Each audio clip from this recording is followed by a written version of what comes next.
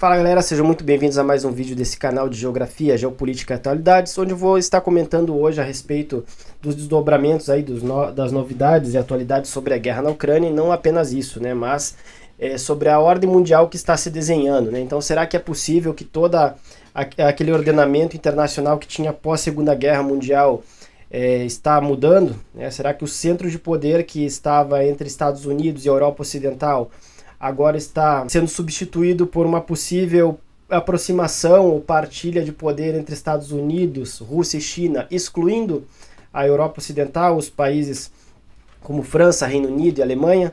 Tá? Então vamos analisar isso aí, tá? Então se vocês ainda não se inscreveram no canal, se inscrevam, deixem o like de vocês, compartilhem, que isso ajuda o canal a crescer. Então falando ali a respeito dos desdobramentos da guerra na Ucrânia, no meu último vídeo eu tinha colocado ali alguns cenários do que poderia acontecer dias ou semanas depois daquela publicação daquele vídeo. E de fato, as coisas que eu comentei ali, né, aquelas possíveis previsões aconteceram, né?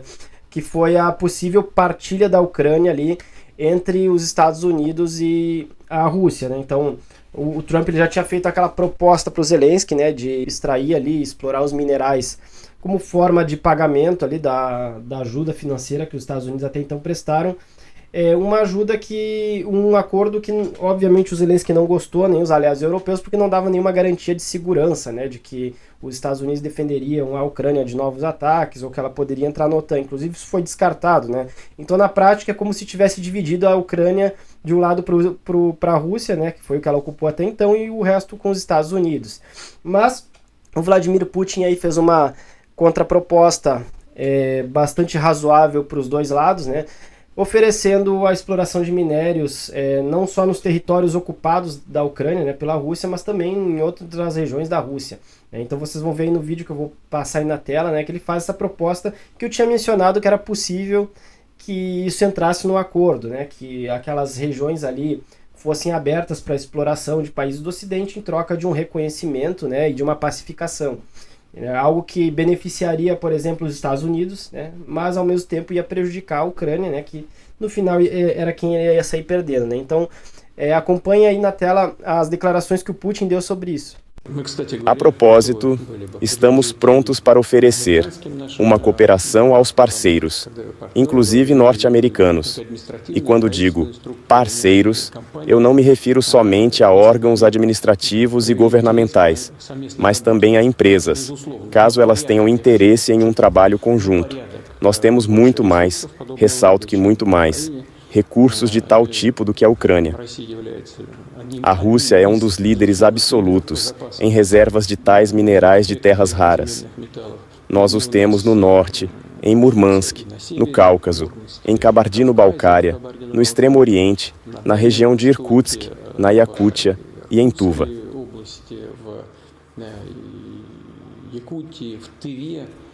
Esses são investimentos e projetos de capital intensivo. Ficaríamos felizes em trabalhar em conjunto com quaisquer parceiros estrangeiros, inclusive norte-americanos. A propósito, no que diz respeito aos novos territórios, é a mesma coisa. Estamos prontos para atrair parceiros estrangeiros, e nossos chamados novos territórios históricos, que retornaram à Federação da Rússia, também têm certas reservas. Estamos prontos para trabalhar com nossos parceiros estrangeiros, incluindo os norte-americanos. Tá, então, de fato, ele faz essa proposta, né? Se ela vai se concretizar ou não depende apenas da administração Trump e da atual administração da Rússia, né? Mas também depende da administração da Ucrânia. Por isso que ele vai falar ali nessa mesma entrevista, né, na continuação, sobre o Zelensky, né? Falando que deveria haver uma troca de governo ali, uma possibilidade de eleições. Porque assim, num cenário eleitoral, onde há uma abertura, né, para debates de propostas para o país, né, dos novos rumos para o país, essas propostas de paz ou de negociação entrariam na discussão, né, na discussão pública. Então nós teríamos aí a ascensão de um novo governo que já teria pronto algumas propostas a partir daquilo que a população ucraniana deseja. Então ele coloca uma ilegitimidade em cima do Zelensky, porque ele já venceu o mandato dele e por ainda está em lei marcial. Não é possível ter uma discussão ampla sobre isso, né, sobre as propostas de paz, até porque ele proibiu qualquer tipo de negociação com a Rússia, né, inclusive até perseguia grupos e considerava inclusive desertores ou traidores da pátria aqueles que pensassem ou propusessem, né, em uma negociação, um cessar-fogo, algum tipo de acordo de paz, né? Ele quer lutar até o último ucraniano para defender aqueles territórios que hoje já estão ocupados. Então a gente tem essa dificuldade aí, né, que provavelmente o Trump ele vai fazer uma pressão para que essa mudança ocorra, né? Porque o Trump recentemente chamou o Zelensky aí de ditador, né? Repetindo a mesma retórica que o Putin tem a respeito do sistema político ali ucraniano, né? Das mudanças políticas que ele acredita que tem que acontecer ali dentro para primeiro ter, para depois poder ter uma negociação de fato, né? Para se negociar e se manter o status de Estado da Ucrânia, né? Que ela não venha a ser anexada aí o que ainda resta dela, tá? Então, além disso, ele comenta também sobre uma possível redução de produção de armamentos, né? Confira aí na tela. Mas poderíamos chegar a um acordo com os Iowa. Não somos contra. Acho que a ideia é boa. Os ISUAs reduziriam em 50% os gastos militares, e nós reduziríamos em 50%. E a República Popular da China se juntaria a nós, se quisesse. Achamos que a proposta é boa e estamos prontos para discuti-la. Então essa fala do Putin aí sobre uma possível redução combinada entre Rússia, China e Estados Unidos dos gastos militares pode sinalizar uma possível aproximação entre os três países, né, para o redesenho da ordem mundial. Em primeiro lugar, porque seria um gesto de paz, né? Vamos desescalar, vamos eliminar essas tensões que vêm se acumulando nos últimos anos, né? E também, quem sabe, ensaiando algum tipo de aproximação, que ela já existe entre a Rússia e a China, né? Principalmente no campo econômico, mas também com os Estados Unidos, poderia romper aí essa tradição que eles têm desde a Segunda Guerra, do final da Segunda Guerra, desse alinhamento automático com os países da Europa Ocidental.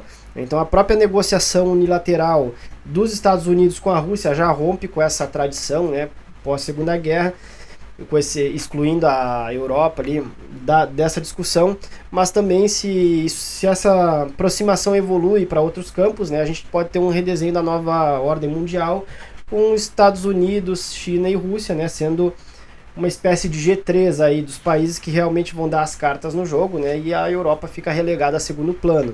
Inclusive até afundando economicamente, né? É uma forma dos Estados Unidos se manterem como potência hegemônica, né? E dividindo o poder não mais com os aliados europeus, mas agora com a Rússia e com a China, o que seria benéfico para ele, né? Porque os Estados Unidos continuariam sendo o centro do poder global, como eles vêm sendo aí nos últimos séculos, tá? E no final das contas, quem mais sai perdendo em toda essa história, principalmente se de fato acontecer uma mudança drástica na ordem internacional, como se desenha aí nessa possibilidade, né? Seria a própria Europa, que se viria afundada aí economicamente, né? Primeiro porque a Alemanha é o maior exemplo disso, né? Teve o corte de fornecimento de energia barata que eles vinham recebendo da Rússia ali, né? Justamente por conta da guerra, por conta das sanções, né? Então eles começaram a ter um gasto energético muito maior, uma dependência ainda maior dos Estados Unidos, né? Um processo de desindustrialização que ocorre na Alemanha. A gente pode observar aí um movimento semelhante se espalhar aí para o resto da Europa, né? E tendo também a falta de apoio dos Estados Unidos, né? O apoio militar, que vai ser cada vez mais necessário, porque a Europa ali vai se tornar um novo centro de conflitos, né? A gente sempre associava antes guerras, conflitos a outros lugares como o Oriente Médio, o norte da África, né? E agora nós temos o leste europeu ali como o novo barril de pólvora do planeta, né? Então isso obrigaria os países europeus a gastarem muito mais com poder militar, né? Com gastos militares. O que prejudica a economia de algum modo, porque toda a indústria, toda a produção vai ter que se voltar mais para essa parte, não para outras, né? O que faz com que eles tenham que comprar, inclusive, armamento de outros países, se eles não conseguirem desenvolver eles próprios, né? Incluindo dos próprios Estados Unidos. Então isso aí a gente tem uma tendência da Europa ficar cada vez mais refém de outros países, né? Então, quando a gente fala que a Europa ocidental ali ficaria em segundo plano, numa nova ordem global liderada pelos Estados Unidos, Rússia e China, isso se aplica também no cenário econômico, né? Uma dependência muito grande. E nós temos aí uma incógnita que são os países do chamado BRICS, né, os países emergentes. E a gente pode incluir aí países como a Arábia Saudita, que há pouco foram convidados para entrar no bloco, né? Também o Irã, que é uma potência em ascensão, e a Turquia, que já faz parte da OTAN e tem sido um player fundamental para dialogar com diferentes atores, né, da ordem mundial. Então a gente tem esses países que podem conseguir o seu lugar aí dentro desse novo desenho, né? Então tudo vai depender de como eles se posicionam ou negociam, né? Enfim. Então são essas possibilidades que nós temos aí de mudanças, né, no cenário geopolítico para os próximos anos, ou mesmo décadas, né, ou até o final desse século, né. Então se vocês quiserem continuar acompanhando aí as novidades, né, as atualizações sobre o cenário internacional, sobre o que acontece no Brasil e no mundo, não se esqueçam de inscrever e não apenas de deixar o like, mas também de ativar o sininho, que ali vocês conseguem ter a notificação sempre que sair vídeo novo, tá? Eu publico eles, tento publicar de maneira ou semanal ou quinzenal, né? Geralmente uma vez por semana ou a cada 15 dias, né? Essa é a minha regularidade de vídeos, né? Eu não posto com tanta frequência assim, né? Salvo algumas raras exceções, beleza? Então eu fico com vocês por aqui, até o próximo vídeo. Valeu!